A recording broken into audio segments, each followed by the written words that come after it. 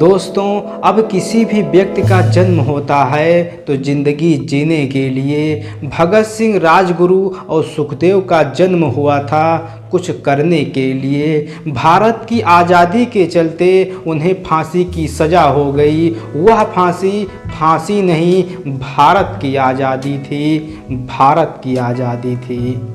लाला लाजपत राय की मृत्यु का बदला लेने के लिए भगत सिंह, सुखदेव और राजगुरु सैंडर्स को जान से मार दिए। जान से मारकर वह भाग गए। खुद को बचाने के लिए वह दूसरे शहर चले गए। कुछ समय के चलते दूसरे शहर में वह पकड़े गए। सैंडर्स को मारने के बाद उन तीनों को फांसी की सज़ा दे दी गई। फांसी के मात्र 12 घंटे। 23 मार्च 1931 लाहौर सेंट्रल जेल की वो अंधेरी रात काली रात बन चुकी थी, काली रात बन चुकी थी। चरण सिंह ने उस जेल में आवाज़ लगाई कि सारे कैदी अपनी कोठरी में चले जाओ। सारे कैदी अचानक परेशान हो गए। अचानक ऐसा आदेश क्यों आया?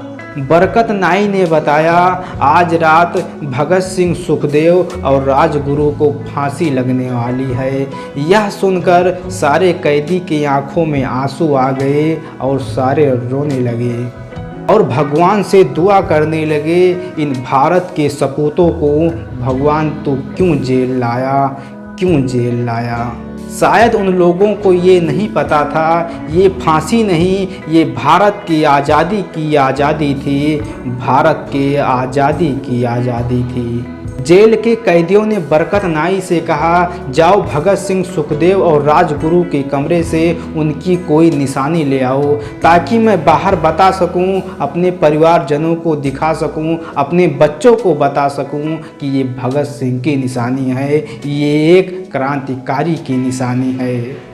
उन्होंने बहादुरी के पीछे जान दे दी। उन तीनों ने बहादुरी के पीछे जान दे दी, लेकिन कहीं झुका नहीं। वह शेरों का शेर था, वह कहीं भी रुका नहीं, वह कहीं भी रुका नहीं। भगत सिंह, राजगुरु और सुखदेव के वकील प्राणनाथ मेहता जेल आते हैं और कहते हैं, आपकी तारीख से 12 घंटे पहले आपको फांसी दी जा रही है। भगत सिंह ने हंसते हुए कहा, क्रांतिकारियों को तो मरना ही पड़ता है, संघर्षियों का जीवन नहीं हुआ करता है, जीवन नहीं हुआ करता है।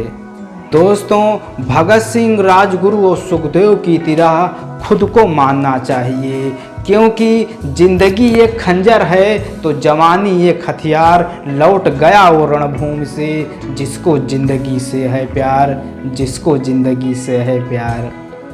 आखिरी ख्वाहिश के समय भगत सिंह अपनी माँ से मिलते हैं और कहते हैं, माँ मेरी फांसी के समय तुम मत आना, नहीं तो तुम रोगी और लोग कहेंगे एक शेर की माँ रो रही है, एक शेर की माँ से आंसू निकल रहे हैं, वह बुज़दिल है, वह कायर है, मैं तो एक शेर का बेटा हूँ। उस माँ की आंखों से आंसुओं की बारिश होने लगी और कहने लगी, बेटे अगर तुम्हारी खुशी इसी में है तो मैं नहीं आऊँगी। यह कहकर वह लाहौर सेंट्रल जेल की उस काली रात से वह घर लौट आई, घर लौट आई।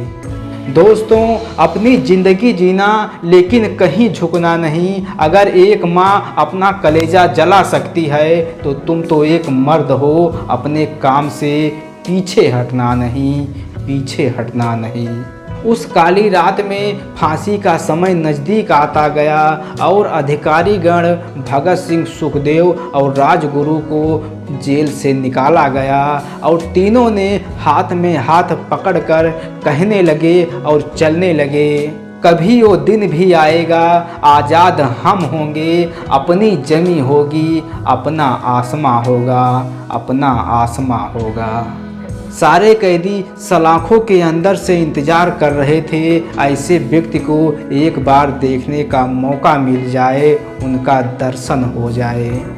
इतनी देर में जूतों की आवाज़ आने लगी और सारे कैदी देखने लगे। देख देख कर सारे कैदी रोने लगे। भारत के तीनों शेरों को फांसी के तख्ते पर ले जाकर खड़ा कर दिया। तीनों के गले में काला कपड़ा पहना दिया गया।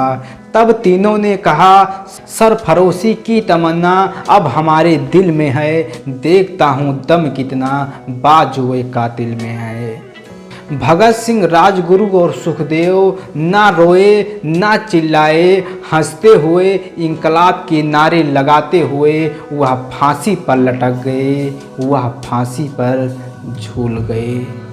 ऐसा कहा जाता है जब तीनों को लाहौर सेंट्रल जेल में फांसी की सज़ा हुई तब इंकलाब के नारों से चारों तरफ आवाज़ें गूंज रही थी। ऐसी आवाज़ें गूंज रही थी जैसे बारिश में बादल फटते हैं, बिजलियां चमकती हैं। जल्लाद चरण सिंह अपने उस 30 साल में पता नहीं कितनों को फांसी दी, लेकिन इस बार उसके पैरों से ज़मीन खिसक गई। वह एकदम से कांप गया।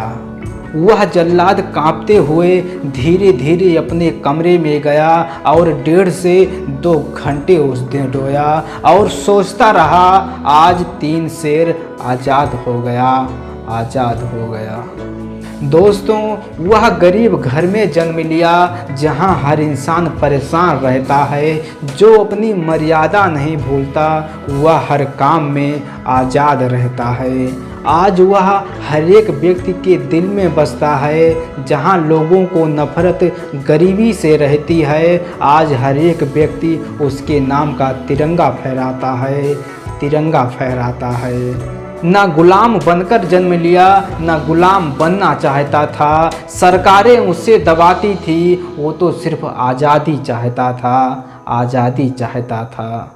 जय हिंद।